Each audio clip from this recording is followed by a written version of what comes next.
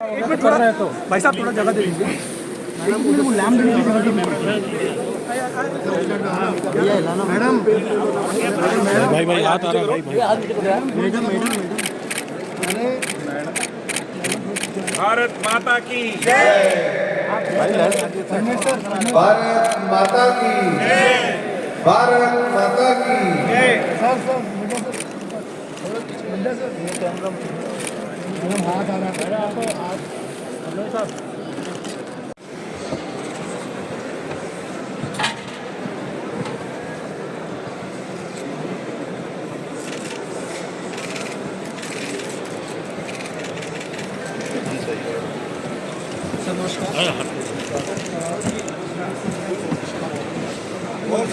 Sir हम लोग को तो रास्ता यार कमाल है। गजब हाल है, कैसे करेगा?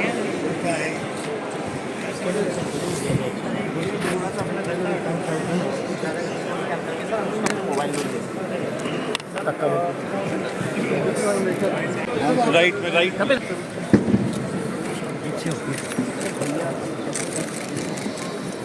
ये सामने फोन लगा हुआ है। ये तो यही है ये सही है।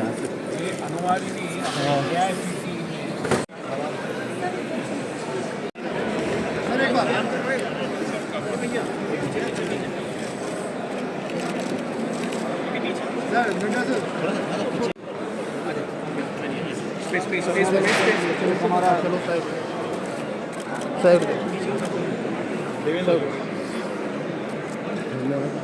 चलो साइड दे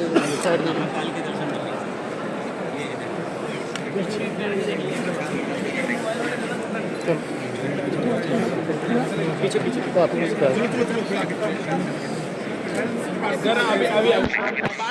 देखेंगे। चलो चलते रहो चलते रहो।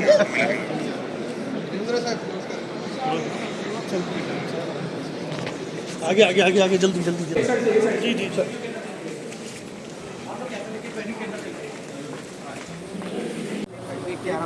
दो देंगे ये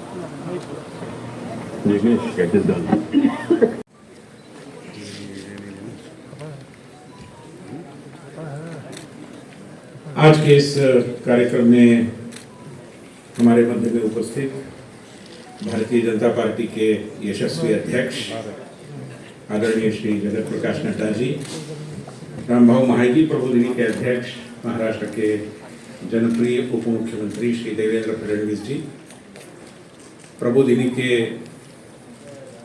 विश्वस्त संस्था के एक विश्वस्त एक न्यासी आदरणीय श्री वी सतीश जी और प्रबोधिनी के कार्यकारी निदेशक डॉक्टर जयंत कुलकर्णी जी, सामने बैठे हुए पूनावाला फिल्म कॉर्प के श्री अभय भुतड़ा जी, गौरांग जी, हमारे मित्र श्याम जाजू कहना चाहिए। और माननीय प्रधानमंत्री ने कई बार इस पर बल देकर कहा है कि ये तो एक जन आंदोलन बनना चाहिए। जन आंदोलन कैसे बनेगा? जन आंदोलन तब बनेगा जब शासन में बैठकर सुशासन देने का प्रयास करने वाले जितने सारे लोग हैं उनके इरादे, उनकी कार्यक्षमता और उनकी कुशलता, इनका लोगों को अच्छे तरीके से परिचय हो। और 2 दिन के इस कार्यक्रम में इसी उद्देश्य को सामने रखते हुए सारी रचना की गई है। कई सारे केंद्रीय सरकार में विभिन्न विभागों को संभालने वाले मंत्री और कई राज्यों के मुख्यमंत्री यहाँ पर आकर सुशासन पर कैसे क्रियान्वयन हो रहा है इसके बारे में हम बताएंगे। वैसे भी देखा जाए तो सरकारों के इरादे, घोषणा पत्र पार्टियों के अच्छे ही रहते हैं, मगर अच्छे घोषणा पत्र की परीक्षा तब होती है जब उसको जमीनी स्तर पर उतारा जाता है, धरातल पर उतारा जाता है। और प्रधानमंत्री मोदी जी के नेतृत्व में जो एक सुशासन पर्व हम सब अनुभव कर रहे हैं, उसकी खूबी ये है कि जो एक आर्ट ऑफ इम्प्लीमेंटेशन है, क्रियान्वयन की जो कला है, कुशलता है, उसको बखूबी ढंग से अपनाकर जमीन पर विकास को उतारने में सरकार सफल हो रही है। इस दृष्टि से हमने सोचा कि एक सुशासन के प्रति साक्षरता बढ़े, literacy about issues pertaining to good governance should enhance, at the same time people should realize that they are the stakeholders in the idea of good governance. इसी दृष्टि से ये कार्यक्रम आयोजित किया गया है। कार्यक्रम पत्रिका में जैसे कि जिक्र है, कई सारे महानुभाव इसमें आएंगे और उनके द्वारा सुशासन जमीन पर उतारने का उनका जो अनुभव है वो हम सब सुन पाएंगे, वो हमारे साथ साझा करेंगे। श्रीमान जगत प्रकाश नड्डा जी को इस कार्यक्रम के लिए हमने बुलाया, इसका कारण केवल मात्र वो भारतीय जनता पार्टी के अध्यक्ष है ये नहीं है, तो वो एक सफल स्वास्थ्य मंत्री भी रहे देश के, और उसके पहले हिमाचल प्रदेश में जब वो पर्यावरण विभाग के मंत्री थे तब उन्होंने पर्यावरण की दृष्टि से विशेष रूप में हिमाचल प्रदेश को कार्बन क्रेडिट उपलब्ध हो, इसके लिए पहली जो इनिशिएटिव पहला रहता है, पायोनियरिंग काम जो रहता है, वो नड्डा जी के कार्यकाल में हुआ। और साथ ही साथ मुझे पूरा याद है क्योंकि उसके ऊपर एक अध्ययन दल भी भेजा गया था कि पूरे शिमला शहर में जो रास्ते बनते हैं उसमें प्लास्टिक थैलियों का उपयोग करते हुए उन्होंने एक और प्लास्टिक मुक्त शिमला करने की कोशिश की और दूसरी ओर कुल मिलाकर पर्यावरण अधिक अच्छा रहे, स्वस्थ रहे, इसके बारे में भी प्रयास किए। श्रीमान देवेंद्र फडणवीस जी हमारे अध्यक्ष हैं, महाराष्ट्र के सफल उप मुख्यमंत्री हैं और नेतृत्व और कर्तृत्व दोनों का परिचय उनके शासनकाल में लोगों ने देखा है और इसलिए देवेंद्र जी का यहाँ पर उपस्थित रहना और उनके साक्षात्कार के माध्यम से उनके प्रयासों के बारे में हमें जानकारी मिलना बड़ा स्वाभाविक है, आवश्यक है और वो हमारे साथ रहेंगे भी। मैं उम्मीद करता हूँ कि यहाँ पर आए हुए सारे प्रतिनिधि पूरे 2 दिन इस कार्यक्रम में सहभागी होते हुए सुशासन के प्रति अपने आकलन को और अधिक ऊंचे स्तर पर ले जाने की इस कोशिश में 100% सहभागी होंगे। मैं हृदय के गहराइयों से, दिल की गहराइयों से आदरणीय नड्डा जी, श्रीमान हमारे देवेंद्र फडणवीस जी, वी सतीश जी, सभी का और आप सभी गणमान्य लोगों का यहाँ पर हार्दिक स्वागत करता हूँ। बहुत बहुत धन्यवाद।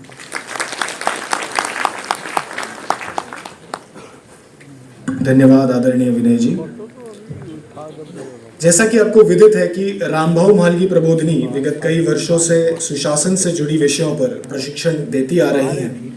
इस प्रशिक्षण का सुशासन का सबसे बड़ा प्रतीक है म्हालगी प्रबोधिनी के अध्यक्ष और महाराष्ट्र के लोकप्रिय उप मुख्यमंत्री श्री देवेंद्र फडणवीस जी। मैं देवेंद्र जी से अनुरोध करता हूं कि वे महोत्सव को संबोधित करें।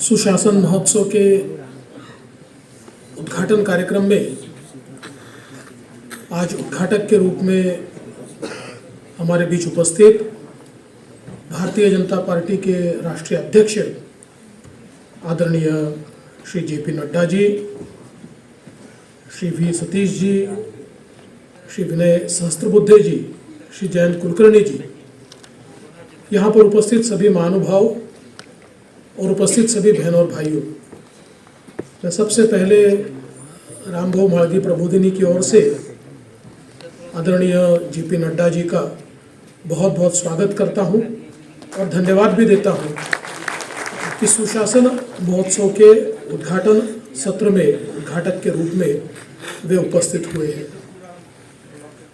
महोत्सव का अर्थ होता है सेलिब्रेशन, और ये सेलिब्रेशन इसलिए है कि आज भारत में सुशासन पर्व चल रहा है और इस सुशासन पर्व को एक महोत्सव के रूप में जन जन तक पहुंचाने का काम इस कार्यक्रम के माध्यम से हो रहा है, जहां एक और हमारे प्रधानमंत्री आदरणीय नरेंद्र मोदी जी ने सुशासन का एक ऐसा माहौल तैयार किया है कि जिसमें चाहे वो देश की सरकार हो, चाहे प्रदेश की सरकार हो, सुशासन के अलग अलग मॉडल्स आज हमको देखने को मिलते हैं और उनको साझा किया जाए,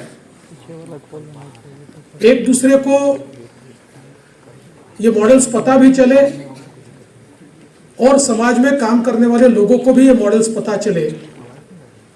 इस दृष्टि से सुशासन महोत्सव का आयोजन यहाँ पर किया गया है। वैसे तो सुशासन की अवधारणा हमारे समाज में बहुत पुरानी है। हम लोग अयोध्या कांड देखें तो उसमें सुशासन हमको देखने को मिलता है। हम लोग महाभारत में भी अगर देखें तो हमको सुशासन की अवधारणा अनुशासन पर्व में देखने को मिलती है। और इतना ही नहीं, तो हम लोग जानते हैं चाहे मौर्य काल हो या फिर आचार्य चाणक्य ने लिखी हुई सारी नीतियां हो, हर जगह हमें, भैया इसका आवाज कम करेंगे थोड़ा यार, हर जगह हमें सुशासन देखने को मिलता है। छत्रपति शिवाजी महाराज, इनके कार्यकाल में सुशासन का एक ऐसा मॉडल हमें देखने को मिलता है कि जिसमें जो समाज का अंतिम व्यक्ति है उसके न्याय की चिंता की जाती है। और इसी सुशासन को एक प्रकार से हमारे आधुनिक भारत में हमारे श्रद्धेय पूर्व प्रधानमंत्री अटल बिहारी वाजपेयी जी ने हमारे लोकतंत्र में इसकी नींव रखी। और 2014 के बाद हमारे प्रधानमंत्री माननीय नरेंद्र मोदी जी ने जिस प्रकार से देश को सुशासन के आधार पर बदला, देश के डिलीवरी सिस्टम को बदला, देश में 25 करोड़ लोगों को गरीबी रेखा के ऊपर लाने का एक महत् कार्य करके दिखाया। और जिस तरह से एक महाशक्ति के रूप में भारत बदल रहा है, इसका अगर कोई एक कारण है तो वो सुशासन और गुड गवर्नेंस है, जिसके एक बेमिसाल मॉडल हमारे आदरणीय प्रधानमंत्री जी ने हमारे सामने रखा है। किसी ने बहुत सही कहा है, व्हाट इज गुड गवर्नेंस? तो बहुत छोटी सी व्याख्या उसकी दी है, good governance is like oxygen in air. Its presence need not be felt, but its absence kills you. और समाज में भी ऐसा ही है। सुशासन से हमारा जीवन तो बहुत अच्छे से चलता है, इसलिए कई बार यह अनुभूति नहीं होती कि सुशासन किस प्रकार से चल रहा है। इसलिए महोत्सव के माध्यम से हम लोगों को उसकी अनुभूति करवानी पड़ती है। लेकिन हम लोगों ने 2004 से 2014 तक देश में कुशासन देखा या सुशासन का अभाव देखा, तो किस प्रकार से हमारे देश की हालत होती है, किस प्रकार से हमारी संस्थाएं धीरे धीरे मौत की ओर जाती है, ये भी हम लोगों ने देखा है। इसलिए मैं ऐसा मानता हूं कि निश्चित ही अब ये जो सुशासन पर्व शुरू हुआ है देश में और प्रधानमंत्री जी के नेतृत्व में प्रदेशों में, इसको और आगे बढ़ाने का प्रयास हम सब लोग मिलकर करेंगे। कुछ समय के बाद मेरा साक्षात्कार भी यहाँ होने वाला है, इसलिए मैं और लंबा नहीं बोलना चाहूँगा। मैं केवल हमारे आदरणीय राष्ट्रीय अध्यक्ष श्री जगत प्रकाश नड्डा जी का फिर एक बार बहुत बहुत स्वागत करता हूँ। जिन सब लोगों ने इसके आयोजन में महत्वपूर्ण योगदान दिया, उन सभी को धन्यवाद देता हूँ। और जो अतिथि यहाँ पर आने वाले हैं, हमारे अलग अलग राज्यों के मुख्यमंत्री है, अलग अलग राज्यों से उप मुख्यमंत्री है, हमारे केंद्र के मंत्री है, इन सभी का मैं अग्रिम धन्यवाद अदा करते हुए अपने शब्दों को विराम देता हूँ। जय।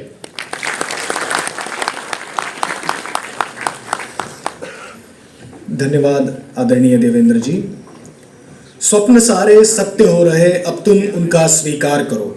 स्वप्न सारे सत्य हो रहे, अब तुम उनका स्वीकार करो। निकल पड़ा है भारत मेरा, अब तुम जय जयकार करो, अब तुम जय जयकार करो। इस विकसित भारत के सपने को सत्य कर रही विश्व की सबसे बड़ी राजनीतिक पार्टी के अध्यक्ष सम्माननीय श्री जेपी नड्डा जी की गरिमामयी उपस्थिति हम सभी को प्राप्त हुई है।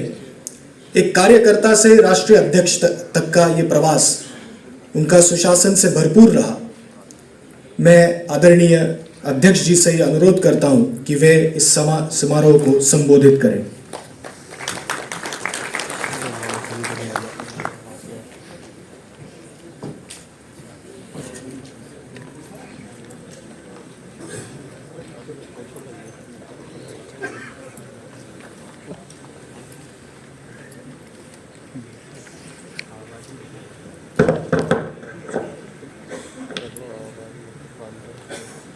आज के इस कार्यक्रम में मंच पर मेरे साथ उपस्थित हमारे वरिष्ठ सहयोगी और महाराष्ट्र के उप मुख्यमंत्री सम्माननीय देवेंद्र फडणवीस जी, हमारे बहुत ही वरिष्ठ नेता और जिनके साथ मैंने विद्यार्थी काल से कार्य में सार्वजनिक जीवन में कार्य किया, और जो रामभाऊ मालवीय ट्रस्ट के चेयरमैन हैं सम्माननीय विनय सहस्त्रबुद्धे जी, हमारे राष्ट्रीय संगठन मंत्री, सह संगठन मंत्री और हमारे विभिन्न मोर्चों की और क्षेत्रों की चिंता करने वाले ऐसे हमारे सम्माननीय वी सतीश जी, जो रामभाऊ मालवीय प्रबोध जी के ट्रस्टी भी हैं, और हमारे अभय बोत्रा जी जो मैनेजिंग डायरेक्टर हैं, जयंत कुलकर्णी जी, और यहाँ उपस्थित हमारे सभी पॉलिसी रिसर्च पे काम करने वाले और पॉलिसी मेकिंग में रुचि रखने वाले और पॉलिसीज के साथ साथ गुड गवर्नेंस के बारे में जानने वाले और जानने के जिज्ञासु रहने वाले ऐसे हमारे सभी सज्जन वृंद, मीडिया के मेरे साथी, प्रिंट मीडिया और इलेक्ट्रॉनिक मीडिया के मेरे साथी। अभी हमारे विनय जी ने आप सबके सामने रखा कि गुड गवर्नेंस को जन आंदोलन बनाने की आवश्यकता है, और इस पर उन्होंने बल दिया।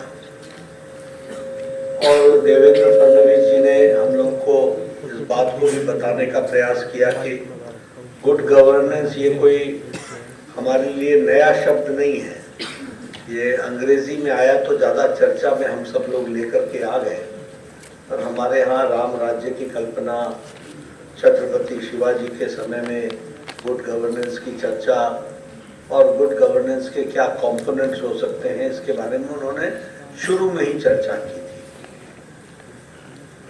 मुझे भी कहा गया है इस उद्घाटन में कि मैं गुड गवर्नेंस पे कुछ चर्चा करूं।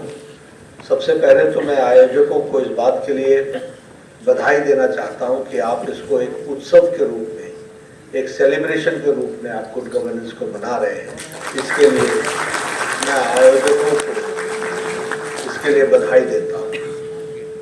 कई बार ऐसा होता है कि जो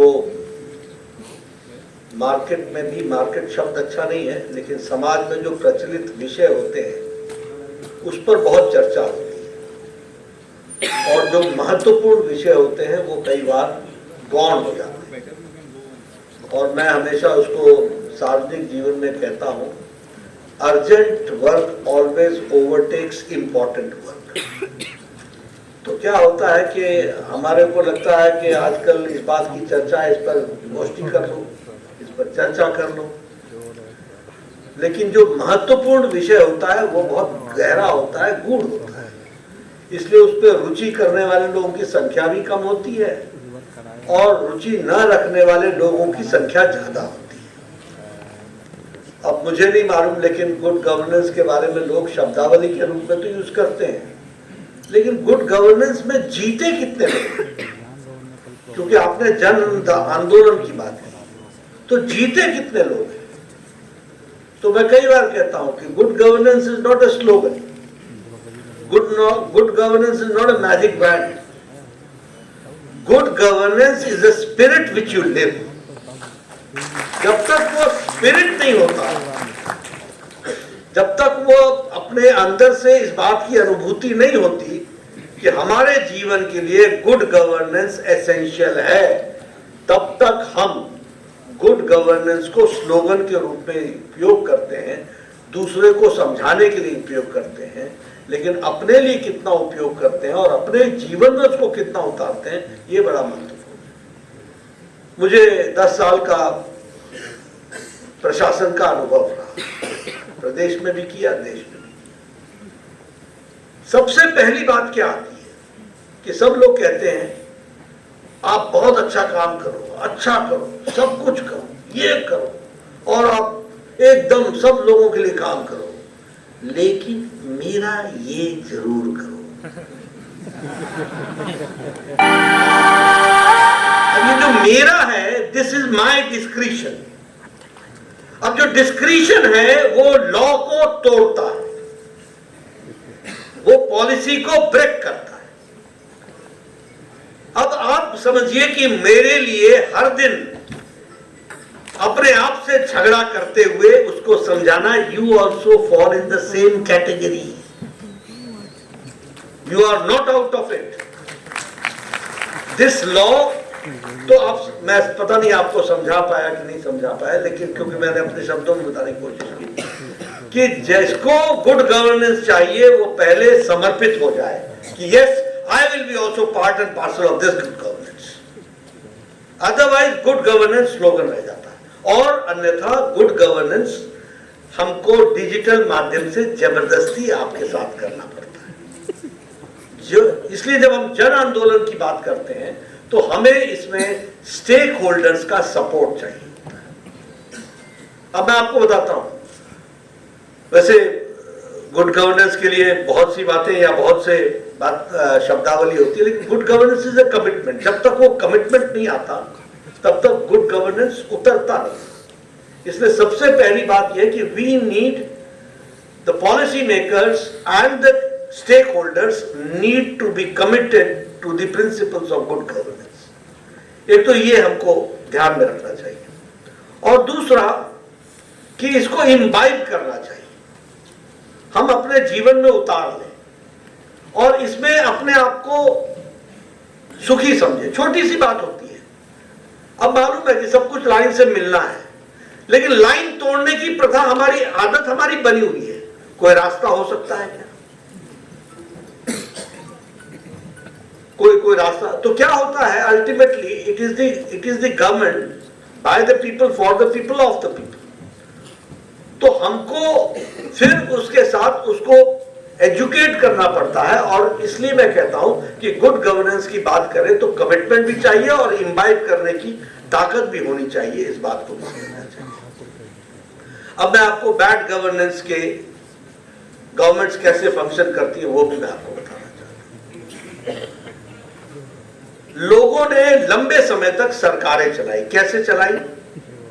सबका वोट लिया, सबके लिए मैनिफेस्टो बनाए, बड़ी बड़ी बातें की, लेकिन आने के बाद वह सरकारें किसी जाति प्रधान की सरकार बन गई, किसी वर्ग विशेष की सरकार बन गई, किसी वोट बैंक राजनीति की शिकार हो गई।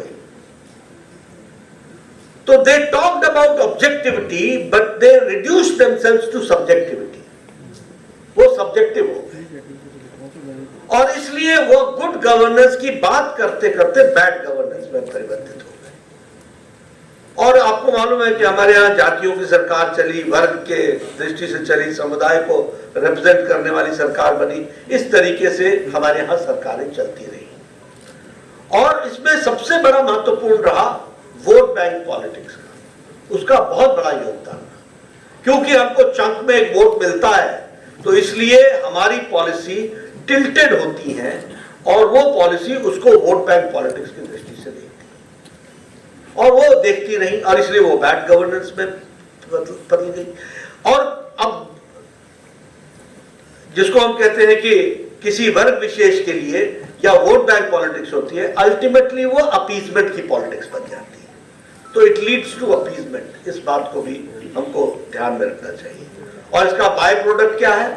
Nepotism, corruption, subjectivity, non governance, decision में सब्जेक्टिविटी, ये सारी चीजें उसमें से निकल करके आती हैं, जिसको हम सबको ध्यान में रखना चाहिए। और देखिए, हमारे यहाँ पुराने समय में कहा जाता था, पता नहीं आप लोगों ने कितना सुना, कि जब भंडारी ही भंडार पर हाथ मार दे तो भंडार का क्या होगा। और दूसरा हमारे यहाँ था कि जब बाढ़ ही खेत को खाने लगे तो खेत का क्या होगा। तो हमको ये बातें ध्यान में रखनी चाहिए कि हम we are the custodians, and we are the custodians of the faith of the lakhs and lakhs of people. और उस फेथ को इंटैक्ट रखना ये हमारी जिम्मेवारी बनती है। ये गुड गवर्नेंस का एक बहुत बड़ा एसेंशियल कंपोनेंट है, जिसको हमको ध्यान में रखना चाहिए। और इसीलिए मैं इसको अगर बांटना चाहूं तो मैं बड़े यहाँ पर गौरव के साथ कह सकता हूँ, इसलिए नहीं कि प्रधानमंत्री मोदी जी हमारे नेता हैं, देश के नेता हैं, दुनिया के नेता हैं, इसलिए कि there is a change in the political culture of the country pre 2014 and post 2014, that we have to understand. There is a change in the political culture of the country. राजनीति की संस्कृति को प्रधानमंत्री मोदी जी ने बदल डाला है और एजेंडा बदल डाला है। और अब देखिए, इसी को जाति जनगणना की बात कही, बीजेपी उसके साथ खड़ी है। हमने कभी नहीं कहा, हम कहते जाए, लेकिन प्रधानमंत्री ने क्या कहा? ज्ञान की बात की। अगर गरीब, जी फॉर गरीबी, वाई फॉर युवा, ए फॉर अन्नदाता, एन फॉर नारी शक्ति, अगर आप गरीब की चिंता करते हो, युवा की चिंता करते हो, अन्नदाता की चिंता करते हो, नारी शक्ति की चिंता करते हो, तो आप सारे समाज की चिंता करते हो। इस बात को हमको ध्यान रखना। So he took out the country from south. इसको जो आप फ्रैगमेंट कर रहे थे उससे निकाल करके सबका साथ, सबका विकास, सबका विश्वास, सबका प्रयास, इस तरफ उन्होंने इस देश को पहुंचाने का प्रयास किया। इसको भी हमको समझना चाहिए। और इसीलिए जब हम इन बातों को कहते हैं, अभी पॉलिसीज की बात है, मैं आगे चल करके कुछ थोड़े से उदाहरण भी दूंगा आपको। इस देश में पता ही नहीं चला कि पॉलिसीज में, नीतियों में मूल चूल परिवर्तन किस प्रकार से हुआ और किस तरीके से शांति प्रिय तरीके से हो गया। उसका सबसे पहला कारण है पीपल्स पार्टिसिपेशन। पॉलिसी मेकिंग में पीपल्स का पार्टिसिपेशन, लोगों का पार्टिसिपेशन, उनकी इन्वॉल्वमेंट, उनको साथ लेकर, they are the stakeholders. कोई भी आप नीतिगत परिवर्तन करते हो तो आपको नीतिगत परिवर्तन में लोगों को पॉलिसी बनाने में, आपको पॉलिसी में उनका पार्टिसिपेशन होना चाहिए। दूसरा, जो आप पार्टिसिपेशन कराते हो वो ट्रांसपेरेंट होना चाहिए। डिलीवरी भी ट्रांसपेरेंट होनी चाहिए, सजेशंस भी ट्रांसपेरेंट होने चाहिए और ओपन डिस्कशन होना चाहिए। और तीसरी, उसकी अकाउंटेबिलिटी होनी चाहिए। और चौथी उसका कि उसमें डिलीवरी में कोई भी डेफिशिएंसी नहीं होना चाहिए। डेवलपमेंट की ओर बढ़ने के लिए हमको डिलीवरी पर भी ध्यान देने की जरूरत है और जो लीकेज है उनको भी हमको रोकना चाहिए। इस पर हमको काम करना चाहिए। अब जब हम कहते हैं कि सबका साथ, सबका विकास, सबका विश्वास, तो प्रो पीपल पॉलिसी, प्रो किसी कास्ट के लिए नहीं, किसी वर्ग के लिए नहीं, प्रो पीपल, पीपल सेंट्रिक होना चाहिए। और स्कीम्स को लास्ट माइल डिलीवरी तक, जो लास्ट मैन तक पहुंचे, इसकी हमको चिंता करनी चाहिए। और इसमें हम डिजिटल वर्ल्ड का, डिजिटाइजेशन का हम लाभ उठा सकते हैं, तो उसके लाभ को लेकर के हम अपनी बातों को आगे रख सकते हैं। मैं आपको ज्यादा लंबे उसमें नहीं ले जाऊंगा, लेकिन इस देश को पता ही नहीं चला कि 2017 में हेल्थ पॉलिसी बदल गई। क्यों नहीं पता चला? इसलिए कि स्टेक होल्डर्स के साथ इतनी डिटेल डिस्कशन हुई और यूनानिमस अडॉप्ट किया गया हेल्थ पॉलिसी। कोई कह ही नहीं सकता था कि ये मोदी सरकार की हेल्थ पॉलिसी है। सबने ये कहा ये हमारी हेल्थ पॉलिसी है, ये this is the beauty of the देश की हेल्थ पॉलिसी बदल गई। क्यूरेटिव से हम प्रिवेंटिव में चले गए, प्रिवेंटिव से हम प्रोमोटिव में चले गए, प्रोमोटिव के साथ क्यूरेटिव भी जोड़ गया, उसके साथ जेरियाट्रिक भी जोड़ गया, पैलिएटिव भी जुड़ गया, कॉम्प्रिहेंसिव हेल्थ केयर आ गया। यही इसी देश में झगड़ा एलोपैथी आयुर्वेद का चलता रहा है, ये हमने सालों साल सुना है। और आज एक ही छत के नीचे एलोपैथी भी है, आयुर्वेदा भी है, सिद्धा भी है, योगा भी है, यूनानी भी है। किसी को पता चला how this policy is there? ये कोई छोटी घटना है। एक हेल्थ सेंटर में आपको योगा भी मिल रहा है, एक हेल्थ सेंटर में आपको इंजेक्शन लगाने वाला डॉक्टर भी मिल रहा है। ये कभी हुआ था? ये तो ऐसा था कि एक जगह पर बाप बकरी पानी पीने बैठे, इस प्रकार की बात मानी जाती थी। एलोपैथी और आयुर्वेद एक जगह आ जाए, ये नामुमकिन था। लेकिन होलिस्टिक हेल्थ का तो इतनी बड़ी पॉलिसी आई। उसी तरीके से अगर मैं दूसरा उदाहरण आपको देना चाहूंगा तो नेशनल एजुकेशन पॉलिसी। ये एजुकेशन की पॉलिसी में मालूम आपने इस देश में देखा है, वंदे मातरम पर झगड़ा हुआ है, एजुकेशन मिनिस्टर ने झगड़ा किया है। लेकिन आज national education policy was unanimously accepted by everybody, one and all in 2020। This is peoples participation and this is the example of good governance. ये एग्जांपल है गुड गवर्नेंस का। इतनी बड़ी चेंज, इतने आपको मालूम है एजुकेशन में वैचारिक पृष्ठभूमि पर को लोगों का कितना विरोधाभास और कितने कितने अपने अपने बातों के साथ जुड़े रहना आप सब लोगों ने देखा है। यहाँ हमारे युवा साथी बैठे हैं, कोई जो JNU से आता होगा उसका शेड कुछ और है, दिल्ली यूनिवर्सिटी का शेड कुछ और है, किसी और का यूनिवर्सिटी का शेड और है, किसी प्रोफेसर का शेड कुछ और है, ये सब आप जानते हैं। लेकिन सबको एक जगह पर लाना, ये national education policy Modi ji के नेतृत्व में 2020 में हुआ, with all conferences, with all discussions, on all subjects, on all minute details discussion होकर के हुआ। ये एक गुड गवर्नेंस का एक हम लोगों ने उसका भी रूप देखा और उसको भी हम लोगों ने समझा है। एक मैं और उदाहरण देना चाहूँगा, आप सबके ध्यान में नहीं आया होगा। मैं ऑस्ट्रेलिया में गया जब मैं हेल्थ मिनिस्टर था, तो उन्होंने हमको डिजिटलाइजेशन समझाने का प्रयास किया कि हम डिजिटल से ये करेंगे, हम डिजिटल से वो करेंगे, डिजिटल से ये करेंगे, वो करेंगे। बहुत अच्छी बात है। मैंने कहा हमारे यहाँ भी under the dynamic leadership of prime minister Modi we have started Ayushman Bharat. He said, what is this Ayushman Bharat? I said it is 10 crore 74 lakh families, which comes to approximately 52 to 55 crore people who have got a health cover of 500,000 rupees per year. And the number is 50 crore. So जब मैंने उनको 50 करोड़ की बात की, जो which was in millions, उनको जब मैंने इस बात को बताया तो उन्होंने कहा oh my God। मैंने कहा yes, God is there। We have done it। इतने और डिजिटलाइज्ड है। और आपको जान करके आश्चर्य होगा, गुड गवर्नेंस का नमूना, मैं अपनी बात कहूँ अच्छा नहीं लगता, प्रधानमंत्री मोदी जी ने इसको हम लोगों को टारगेट दिया था और उन्होंने prime minister took at least 20 personal meetings to just to monitor how this programme is coming up, and in 9 months we gave this Ayushman Bharat. 50 crore लोगों को 5 लाख का हेल्थ कवर प्रति वर्ष डिजिटलाइज देने का काम किया। तो हमारे भारत में गुड गवर्नेंस, और उसका आप तरीका देखिए। मोदी जी की चिट्ठी जाएगी कि आप आयुष्मान भारत के फैसिलिटी होल्डर हैं, उसमें QR कार्ड होगा, उस QR कार्ड को आप हॉस्पिटल को दिखाओगे, हॉस्पिटल वाला आपको परमिट करेगा कि आपका अंगूठा वो उसमें मशीन में डालेगा, और you will be now a golden card holder. And now the golden card holder, the whole family का नाम आ जाएगा कि तुम्हारी पत्नी का नाम ये है, तुम्हारे बेटे का नाम ये है, तुम्हारी बेटी का नाम ये है, तुम्हारे इतने होल्डर्स हैं, और इनको 5 लाख रुपए का हेल्थ कवर दिया जाता है।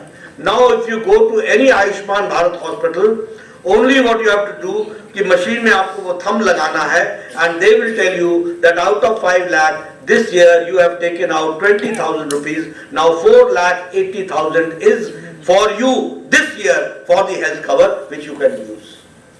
ये फैसिलिटी आज ये गुड गवर्नेंस का मतलब है, एंड इट इज कैशलेस। और सबसे बड़ी बात ये है कि एक छत्तीसगढ़ का एक लेबरर अगर मुंबई में काम कर रहा है, तमिलनाडु में कहीं काम कर रहा है, और वो वेल्लोर के हॉस्पिटल में जाता है, तो पैसा दिल्ली से छत्तीसगढ़ नहीं जाएगा, सीधे वेल्लोर हॉस्पिटल जाएगा और वहां पर उसको मिल जाएगा। ये ट्रांसफर। अगर मैं बात करूं आपसे ट्रांसपेरेंसी की, डायरेक्ट बेनिफिट ट्रांसफर की दृष्टि से, किसी को पता चला इस देश में कोरोना लगा 25 करोड़ बहनों को 500 रुपए 3 महीने के लिए उनके अकाउंट में सीधा चला गया। और पहले लोग हमारे ऊपर हंसते थे, ये जनधन खाता खुलवा रहे, काहे को खुलवा रहे, इनको कुछ समझ में नहीं आया। अब आपने कभी जन का धन समझा ही नहीं, सब अपना ही धन समझा, तो आप कहाँ समझोगे? आपको कहाँ पता चलेगा कि जन का धन भी होता है। तो वो 25 करोड़ बहनों को 500 rupees per month during corona काल, जब तक लॉकडाउन लगा तब तक वो पहुंचाया गया। आज 80 crore people are getting 5 kilo wheat और 5 kilo rice and 1 kilo pulses, और सब चीजें डिजिटली मैनेज हो रही है। करप्शन फ्री इसको करने का प्रयास हुआ है, लीकेजेस को रोका गया है। और इसी तरीके से अभी अब कहना नहीं चाहिए लेकिन आयुष्मान भारत हेल्थ अकाउंट, मेरे गांव में बिना मेरे कहे हुए आशा वर्कर आकर के मेरे घर में मेरा कार्ड दे गई कि ये आपका आभा अकाउंट है, ये आप रखिए। आपको यही देश मालूम है कि एक लाइसेंस लेने के लिए पसीने बहाने पड़ते थे, आज होम डिलीवरी हो रही है, आज घर पर आपको डिलीवरी हो रही है। These are something which we have to think and understand. उसी तरीके से आप किसके लिए काम कर रहे हो, जो हमने कहा सबका साथ, सबका विकास, सबका विश्वास, सबका प्रयास। उज्ज्वला कास्टलेस, उज्ज्वला सिर्फ इस बात को देखती है कि आप पात्र हैं कि नहीं है, किसी भी कास्ट के हो, किसी भी धर्म के हो। उजाला, एलईडी बल्ब्स, सौभाग्य योजना, आयुष्मान भारत। आयुष्मान भारत में आपको जानकर के आश्चर्य होगा, बाय प्रोफेशन लोग हैं इसमें। रेडी वाला, फेड़ी वाला है, रिक्शा वाला, ठेले वाला, सब्जी वाला, लिफ्ट मैन, बस का ड्राइवर, बस का conductor, barber, shoe maker, by profession they are the stakeholders, ये बेनिफिशियरीज हैं। इसको हमको समझना चाहिए। तो इस तरीके से हम जितने भी स्कीम्स को उठा करके देखें, जल जीवन मिशन अब ये पीपल सेंट्रिक का बहुत बड़ा उदाहरण है। मैं ये आपको इसलिए सारी बातें कहता हूँ क्योंकि आप सब लोग में से कम लोग गांव से आते होंगे। यहाँ झाजी बैठे हैं, हमारे गांव की तरफ गए हैं, इनको मालूम है कि एक पहाड़ पर चढ़ जाओ तो फिर दूसरे दिन ही उतरने की बात सोचें, क्योंकि वहां से दूसरे एक ही दिन में आ जाना ये संभव नहीं है। वहां पानी पहुंचाना, आप मतलब समझिए कि क्या होता है। जब बहनें 3-3 किलोमीटर नीचे पहाड़ से उतरकर पानी लेती होंगी और फिर 3 किलोमीटर चढ़ती होंगी, तो उनके दिन के कितने आवर्स जाते होंगे। और आज हमारा प्रदेश 100% जल जीवन मिशन में कवर हो गया। ये लाइफ कैसे इजी होती है और क्वालिटी ऑफ लाइफ कैसे इंप्रूव की जाती है, ये इन सब चीजों से दिखता है। बाकी आप सबको इंफ्रास्ट्रक्चर दिख ही रहा, हाईवेज, मेट्रोज,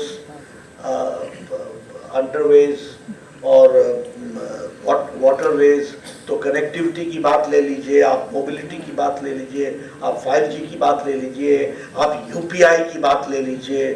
और UPI के साथ साथ अगर देखें तो वर्ल्ड ट्रांजैक्शन 40% ट्रांजैक्शन इंडिया में हो रहा है।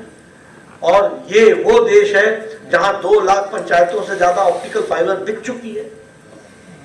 ये वो देश है जहां 18,000 गांव में आज बिजली नहीं थी, वहां 18,000 गांव में तो बिजली पहुंची ही। 2.5 करोड़ से ज्यादा लोगों को इंडिविजुअल इलेक्ट्रिसिटी उनके घर तक पहुंचाई गई है। ये फर्क आया है। तो क्वालिटी ऑफ लाइफ में भी, कनेक्टिविटी में भी और इंफ्रास्ट्रक्चर में भी सब चीजों का लाभ एक आम व्यक्ति को मिल रहा है, जिसके कारण अब यहाँ हमारे बहुत से लोग उत्तर प्रदेश से होंगे। आप याद कीजिए 10 साल पहले बुलंदशहर जाने का मतलब गया, आधा दिन गया। मेरठ जाने का मतलब दिन गया। आज तो लोग बोलते हैं बस सवेरे चलेंगे और 11 बजे आपके पहुंच जाएंगे, बस हाईवे पकड़ना है और उसके बाद तो आपके पास है। ये फर्क, और ये सबके लिए करना है, ट्रांसपेरेंसी के साथ करना। ये गुड गवर्नेंस का एक मॉडल है जिसको हमको समझना चाहिए। इसलिए मैं 2 ही बातें कहूँगा कि आज हम सौभाग्यशाली हैं कि प्रधानमंत्री मोदी जी ने बहुत ही ईमानदारी के साथ और रेगुलरली इम्प्रूवमेंट करते हुए गुड गवर्नेंस के जो बेसिक्स हैं उसको आम आदमियों तक पहुंचाने का प्रयास किया है। और हमारी जो स्टेट की गवर्नेंस है और स्टेट के हमारे जो चीफ मिनिस्टर्स हैं उन्होंने बहुत बखूबी इसको नीचे तक उतारने का प्रयास किया है और उसको पूरी ताकत से उन तक पहुंचाने का प्रयास किया है। जन आंदोलन बनाने का विषय जहां तक आता है उसमें आप सब स्टेक होल्डर्स का बहुत बड़ा सहयोग चाहिए, क्योंकि हम प्रशासन में रहते हैं। हमें मालूम है कि हमें दिन रात लोग मिल करके समझाते हैं कि बस एक डिस्क्रिप्शन लगा दो, बाकी और शब्दावली भी क्या बोलते हैं, आप चाहें तो क्या नहीं हो सकता, हुक्म तो कीजिए, फोन तो कीजिए। उनको मालूम नहीं है कि यह फोन कितना नासूर बनता है और गुड गवर्नेंस के लिए कितना विरोधी होता है, इस बात को भी समझना चाहिए। इसलिए हम आपसे निवेदन करेंगे कि आप इसको जन आंदोलन बनाइए। बहुत तेजी से देश आगे बढ़ रहा है, उसमें आप सब सहयोग कीजिए। मैं फिर से रामभाऊ मालगी प्रबोधिनी के सभी आयोजकों को, जयंत कुलकर्णी जी को, हमारे विनय सहस्त्रबुद्धे जी को, वी सतीश जी को और हमारे अध्यक्ष देवेंद्र फडणवीस जी को बधाई देना चाहता हूँ कि उन्होंने इस प्रयास को आगे बढ़ाया है। आप सब लोग मिलकर के इसमें काम में जुटिए।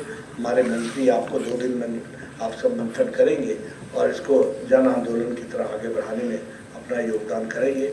आपने हमारी बात गुड गवर्नेंस के प्रिंसिपल्स को फॉलो करते हुए शांति से सुनी, इसके लिए आपका बहुत बहुत धन्यवाद।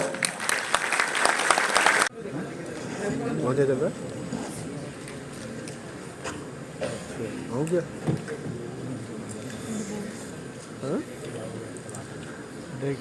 रामभाऊ मालगी प्रबोधिनी आयोजित सुशासन महोत्सव का उद्घाटन सत्र अभी संपन्न हुआ है। उद्घाटन सत्र में प्रमुख अतिथि के रूप में माननीय जेपी नड्डा जी आज हमारे बीच में उपस्थित है। मैं प्रबोधिनी परिवार की तरफ से माननीय नड्डा जी का बहुत धन्यवाद व्यक्त करता हूं। हमारे अध्यक्ष श्री देवेंद्र जी, हमारे व्यवस्थापन समिति के सदस्य माननीय वी सतीश जी, उपाध्यक्ष डॉक्टर विनय जी, आप सभी का मार्गदर्शन हमें हमेशा मिलता है। आप सभी को धन्यवाद। हमारी जो सहयोगी संस्थाएं है उनावाला Fincorp and Govardhan eco village, आप सभी संस्थाओं का हार्दिक स्वागत। माननीय मध्य प्रदेश के मुख्यमंत्री श्री मोहन जी यादव हमारे बीच में उपस्थित है। माननीय मोहन जी, मैं प्रबोधिनी से आपका स्वागत करता हूं। हमारी दोनों सहयोगी संस्थाएं, उनके नेतृत्व श्री अभय जी गुतड़ा जी और श्री गौरांगदास जी, आप दोनों को धन्यवाद। इस उद्घाटन सत्र में सम्मिलित गणमान्य अतिथि, गणमान्य व्यक्ति, नागरिक और माध्यम के सभी प्रतिनिधियों का मैं हृदय से धन्यवाद व्यक्त करता हूं। इस सभागृह के बाहर जो प्रदर्शनी कक्ष है, उस प्रदर्शनी में सम्मिलित हिस्सा लेने वाले सभी संस्थाओं से भी धन्यवाद व्यक्त करता हूं। कार्यक्रम का सिलसिला आगे बढ़ेगा। समापन सत्र के बाद भी, उद्घाटन सत्र के बाद भी साक्षात्कार रहेंगे। माननीय मुख्यमंत्री मध्य प्रदेश, माननीय आरोग्य मंत्री माननीय तेजस्वी जी सूर्या, आप सभी लोग यहाँ हमारे बीच में उपस्थित रहेंगे। उद्घाटन सत्र